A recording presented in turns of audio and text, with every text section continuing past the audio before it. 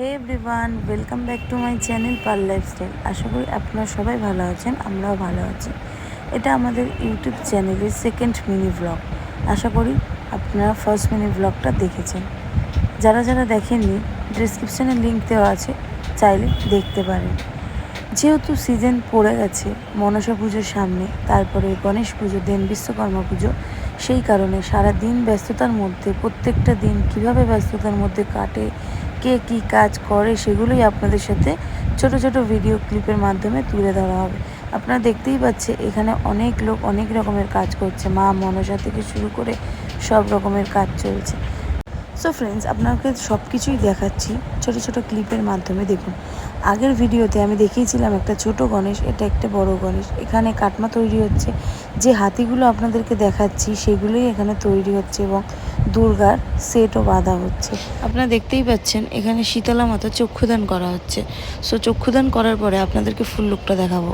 চক্ষুদানটা কেমন হচ্ছে অবশ্যই কমেন্ট করে জানাবেন, এবং কতটা সময়ের পরে একটি ঠাকুরের চুল তৈরি করা হয় সেটাই আপনাদের সাথে তুলে ধরা হয়েছে। দেখুন, আর ওইখানে দেখতে পাচ্ছেন ছাঁচের মাধ্যমে শিব পার্বতী এবং নন্দী আর শিবলিঙ্গ তৈরি হচ্ছে।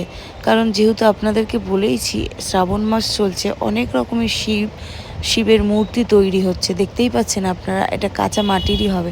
এখানে নন্দীটাকে ভালো করে পরিষ্কার করা হচ্ছে। আপনাদের এই ভিডিওটা কেমন লেগেছে অবশ্যই কমেন্টের মাধ্যমে জানাবেন, এবং যারা ফেসবুক পেজ থেকে দেখছেন তারা অবশ্যই পেজটাকে বেশি বেশি করে শেয়ার এবং ফলো করে দেবেন। আর যারা ইউটিউব চ্যানেল থেকে দেখছেন তারা চ্যানেলটাকে সাবস্ক্রাইব করে দেবেন। এখানে দেখতেই পাচ্ছেন বিশ্বকর্মা চটানো হচ্ছে, মানে এক মাটি করা হচ্ছে। আর এই একটা ত্রিনাথ ঠাকুর, আগের দিন একটা ত্রিনাথ ঠাকুর দেখিয়েছিলাম, এটা হচ্ছে আর একটা ত্রিনাথ ঠাকুর। সো এবং যে শিব পার্বতীর মূর্তিটা আপনাদেরকে দেখালাম ছাঁচে ভরছিল, এটারই সেটা কাটা মাজা হচ্ছে। দেখুন, এটা হচ্ছে রক্ষাকালী, যেটার হাতে পায়ে লাল দেওয়া হচ্ছে। কেমন লাগছে অবশ্যই জানাবেন। এবং দেখুন এখানে কত বিশ্বকর্মা রয়েছে, এবং আরও তৈরি হবে। আপনারা যদি দেখতে চান নেক্সট ভিডিওতে, তাহলে অবশ্যই পেজটাকে বেশি বেশি করে সাবস্ক্রাইব করুন, যাতে আমাদের পেজের যে কোনো ভিডিও আপনাদের কাছে পৌঁছে যায়। এবং বিপত্তারিণী মাতাটাকে দেখলেন কি অপূর্ব লাগছে।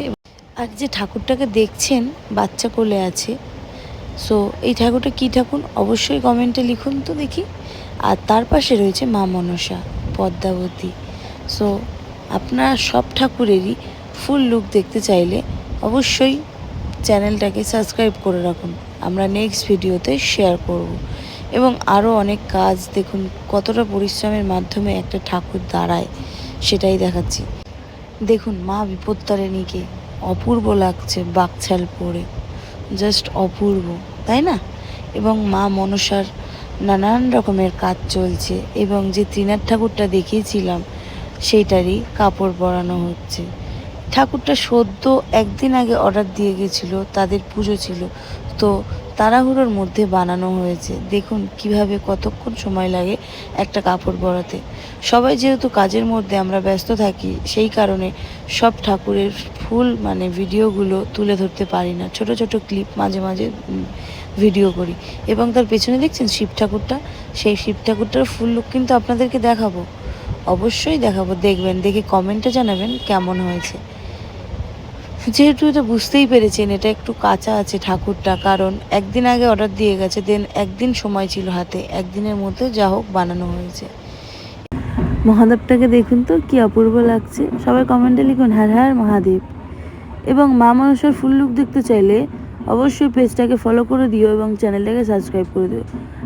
আজকের মিনি ব্লগটা এই পর্যন্তই। ভালো লাগলে অবশ্যই লাইক, কমেন্ট, শেয়ার এবং সাবস্ক্রাইব করে দেবেন। টাটা, দেখা হচ্ছে নেক্সট কোনো ভিডিওতে।